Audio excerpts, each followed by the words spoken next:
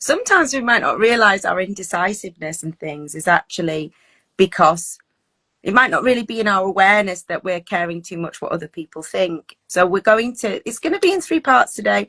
We're going to explore why it can be paralyzing when we care too much about what people think, or think too much about what people might be thinking about things, other people, and how to spot the signs that might be affecting us, the impact on confidence and decision making can make it paralyzing. So when we fear criticism and when we fear criticism and we're not very self-assured, then it creates paralysis, because we don't even know what we think. You know, there's so many different views or possibilities, and it's fair to say, actually, a lot of the time what we think other people are thinking might not be what they're thinking at all.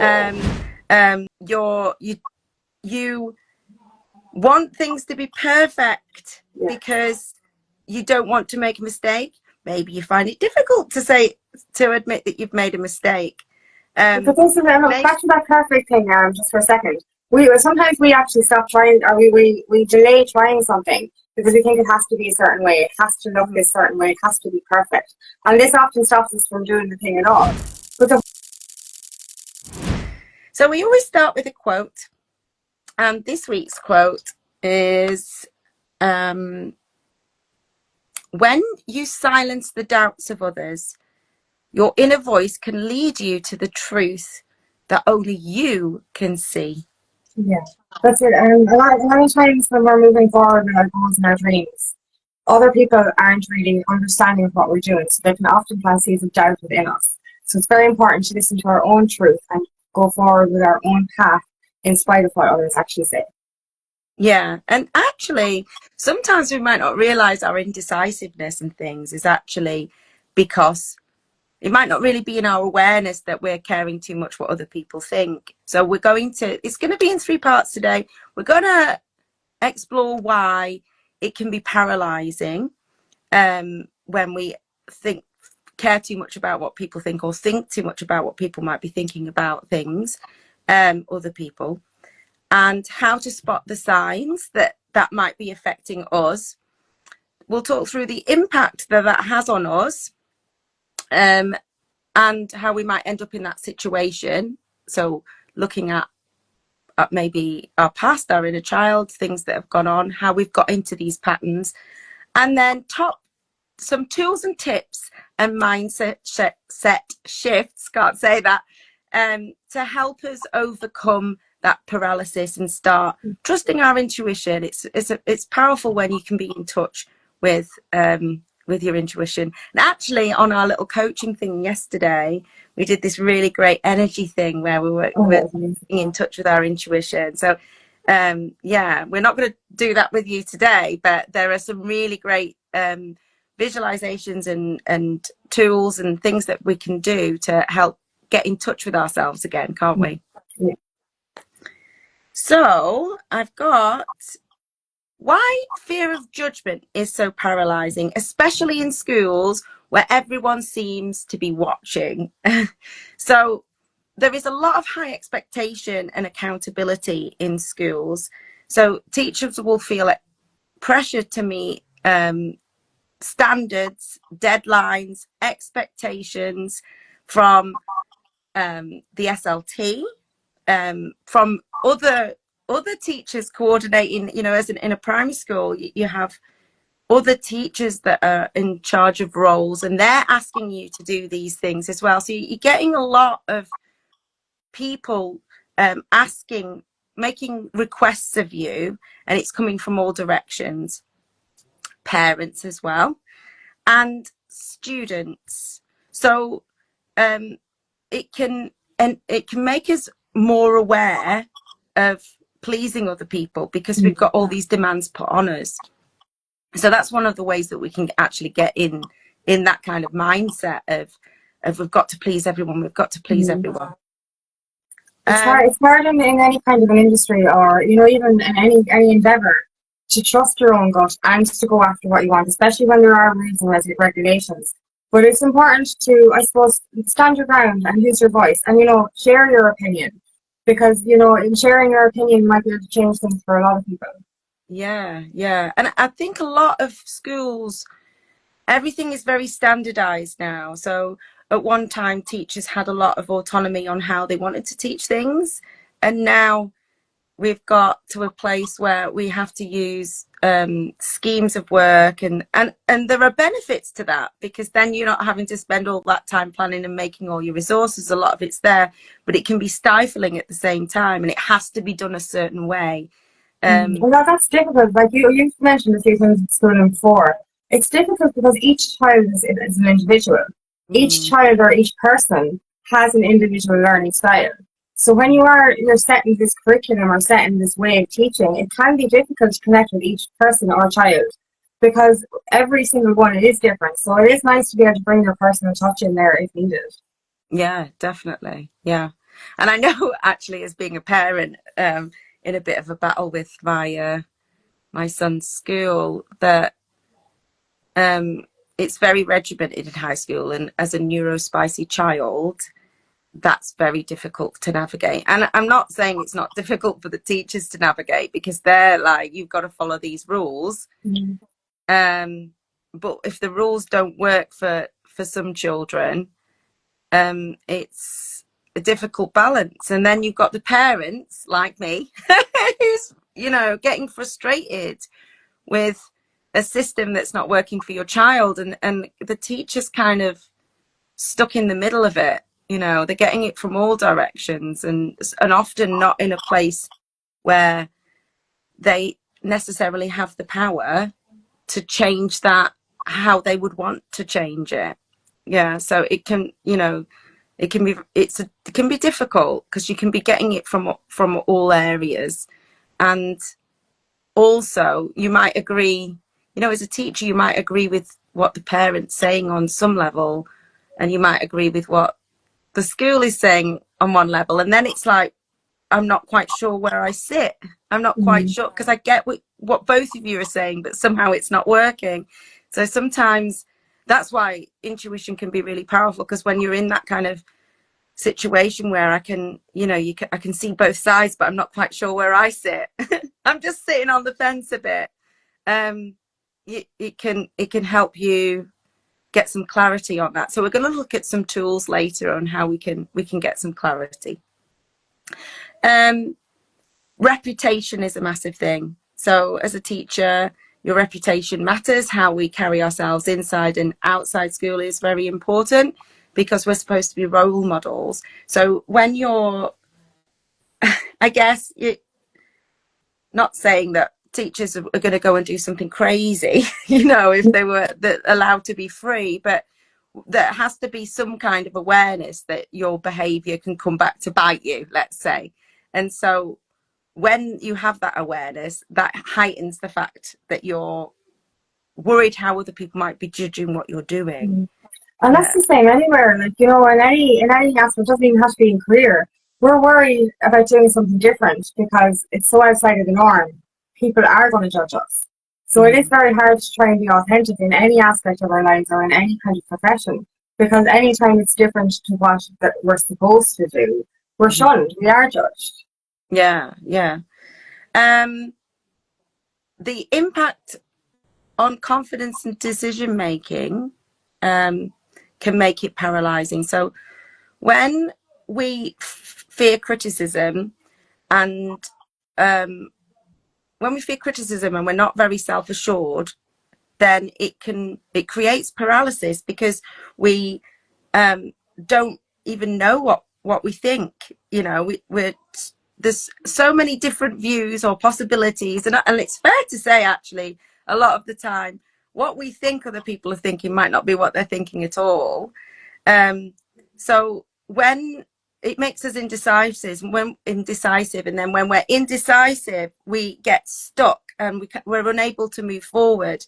And when we're stuck, we get into a cycle of overthinking everything, because we just want to make the right choice, and instead of just making a choice and making that the right one, we try and work out what it is that is the best thing to do, you know, the right thing to do, that's going to please everyone. And then we just don't do anything. So we end up stuck. So that's how we can end up paralyzed by other people. Obviously the emotional stress and burnout. So if we're not in a good emotional place, it can make us indecisive. It can make us doubt ourselves. It can make us lose motivation to do anything. Yeah, like our insecurity is there anyway, especially like, you know, even for anyone normal, even myself included. Starting something new, starting something different, a new course, a new career. It's scary. We have imposter syndrome. We want the support of our friends and relatives. But because they're not understanding of our endeavour or it's so different to what's normally done, they will plant seeds of doubt. So if we're already insecure, we're going to listen to those words, and we're actually probably going to take a step back. We're probably going to delay our endeavours or not do them at all because we're like, oh, maybe they're right. Their advice has been right for me before, so why isn't their advice right now? But sometimes as we evolve, we have to kind of step away from what other people think because we're going on this new adventure, which is different to what people know. So that's where trusting yourself is so important. Don't let those doubts of other people come in. You know, there's that little small quote, don't tell them your plans, show them your results. Because oftentimes they're like, oh, who are you to succeed? And how are you going to achieve that? So if you don't tell them and show them proof, that will actually give them a little bit of insight to maybe do it themselves or do something for themselves. Yeah, and community, or those that you have around you, is such an important thing, isn't it? So it's like, who are you listening to, and making sure that the people that you're spending the most time with are your cheerleaders. Yeah. Because it doesn't take many people who don't believe in you to destroy your own self-belief. And if you don't have a lot of self-belief in the first place, you just don't go anywhere. It just feeds more into that, and then you're stuck, aren't you?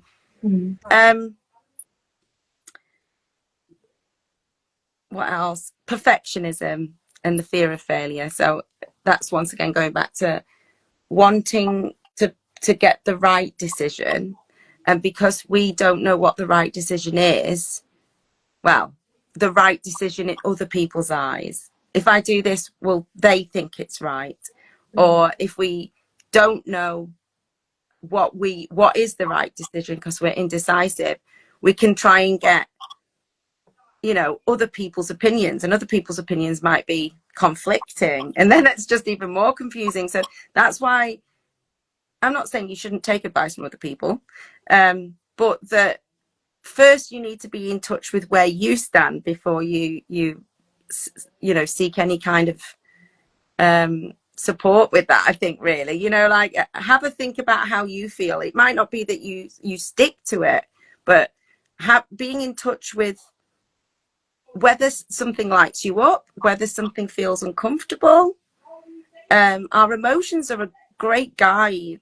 You know, that's what they're there for. If they feel good emotions, then that's probably going to be a good choice. If you think about the situation and that feels good, then that's probably a way to go, you know. And that's it. As you said, if it lights you up, like one thing I do know about your passion or your purpose, it guides you along, it pulls you along. Every time you do anything with it, it fills you with joy. You could be having a really bad day, but you do the thing and it really excites you. This is when you know it's for you.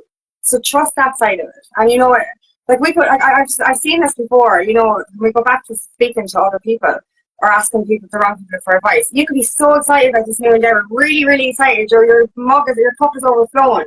And then you tell somebody and they literally just grab your cup and smash it on the ground. Because they think of anything negative just to ruin it. And it's just like, oh my God. And then you actually do take a step back or you don't do the thing. But just remember how you felt before they spoke.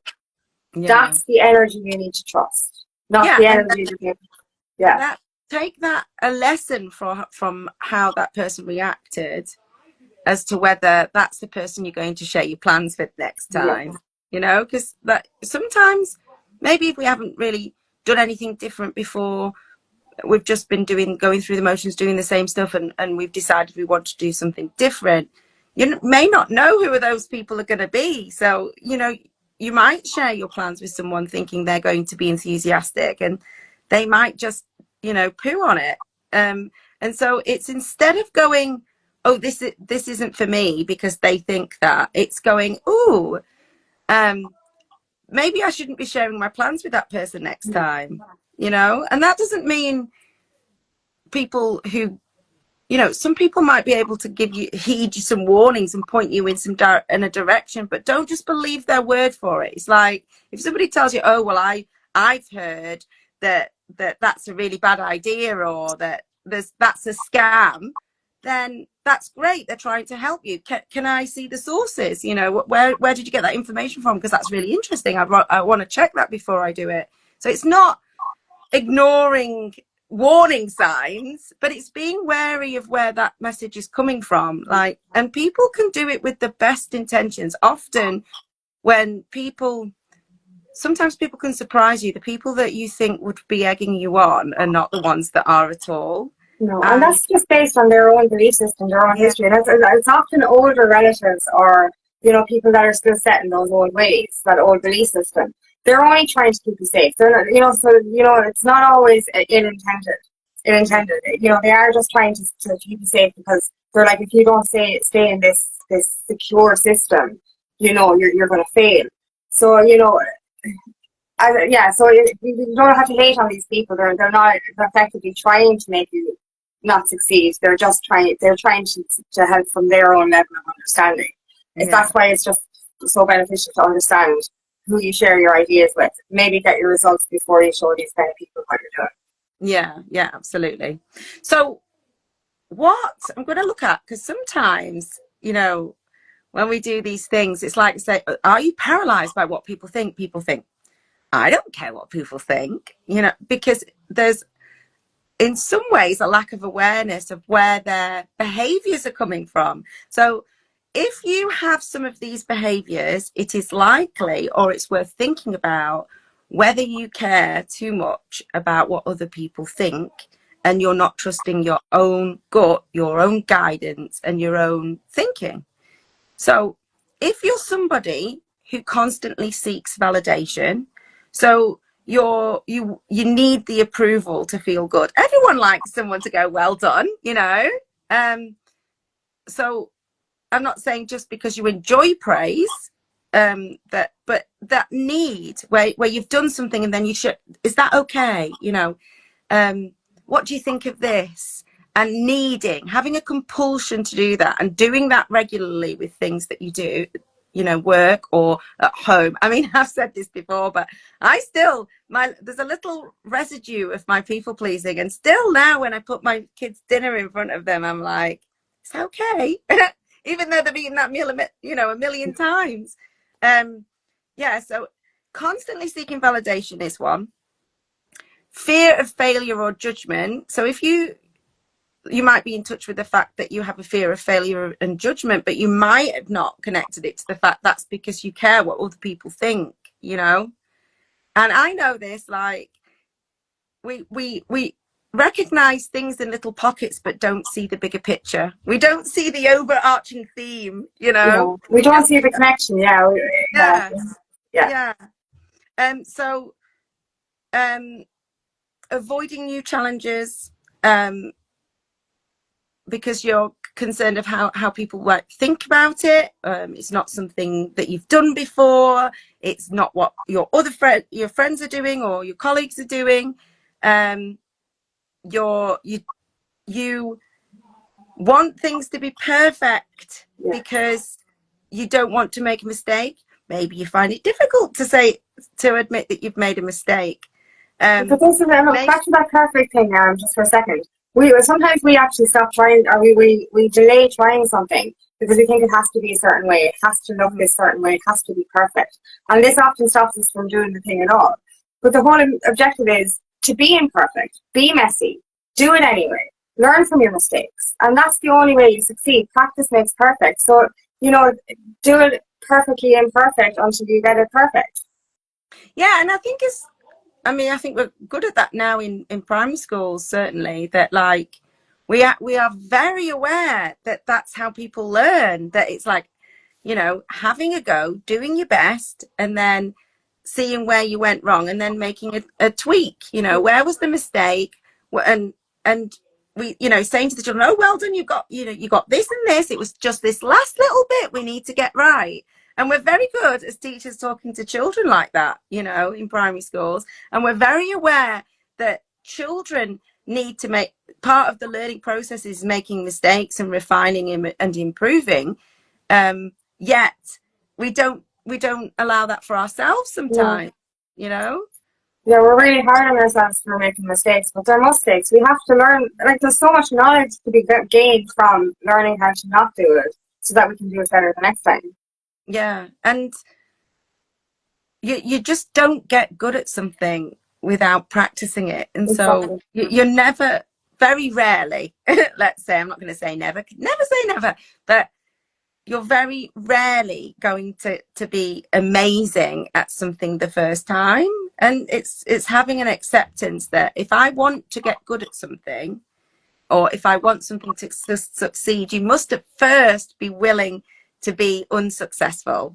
You've got to be willing to not be as good as you want to be in the end, because that, you know, that's how we grow. We do our best attempt. We look at it, we think, you know, that wasn't too bad. Good start. How can I improve it? Have another go. Have another go. And that's how we build confidence. That's another thing, not having confidence. We wait for confidence, but confidence doesn't come, you know, from a stalk or something, you know, it No, doesn't fly confidence right into comes your from front of your lap. competence. Yeah. You know, we have to do the thing to build the confidence. Like when I started doing videos, I was petrified. Oh my God, I was so nervous, my voice, everything. Oh, it's just, oh, so I even look back at videos, it's just, oh no. And now like, I get more confident every time I do a video, and I enjoy the video more and more every time I do it. So this is it, like practice does actually make perfect. Yeah. Yeah. So it's having a willingness to make a mistake. And if you're not willing to make a mistake, why is that? And it might be that just you're really awful to yourself, you know, that you don't accept mistakes, but it's probably also a worry of how it would be viewed by other people. Yeah, I know. And actually it's a bad thing to do, because if you tell people that you're going to do something, it kind of, it's like the accountability to actually do it. But the amount of times that I'm like, right, I'm going to start eating healthy on Monday, and then don't. But then I'm like, it's okay, because no one knows I failed. You know, I didn't tell anyone. Um, so I guess we all still have a little bit of that in us, you know. I used to be the opposite for at one stage, you know, especially when I started having to walk away from certain toxic dynamics. You know what I mean? I started to know before I walked away from those dynamics. Every time I told anyone anything, I wouldn't end up doing it, probably because of their seeds of doubt. So I got to the stage where I told no one anything until I had the thing practically in my hand. Same with my book being published. It was like, you know, I kind of half mentioned it to people, but it was only when I got the publication date that I was like, yeah, it's happening. Like, you know what I mean? You know, Yeah. for some reason, I had this fear of like delays or it not working out. And I was just like, just don't tell anyone in case it doesn't work out. Because in the past, when I told people things and I didn't continue, I was kind of embarrassed. But now I can actually do things as in like don't tell anyone my plans and then show them the results. And it was grand because I held myself more accountable when I didn't tell people. I don't know, I'm weird. I'm the It's like opposite. I've got to prove it to myself. Yeah, that was it. Yeah. And I think that's you know, people are different. So, um, you know, for some people, telling somebody is helpful, but for And others, it's it depends scientifically on your proven. experiences, doesn't it? Yeah. And for some people, it's, you know, it's the doom. Like, you know, Yeah. it's you're sure to fail if you tell somebody, Mm. and that But you there better. is actually high levels of achievement when you do have an accountability partner. But Mm. that's the thing. That goes back to knowing who you can trust with your stuff. You know, knowing that you're going to be encouraged by this person instead of set back. Knowing that you can, you know, trust that person to be that accountability partner for you, rather than the person who's going to just ridicule you or hold you back. Yeah, and an accountability getting accountability partner is one way. A coach is great for accountability as well, Yeah. isn't it? And you only really need one person for accountability.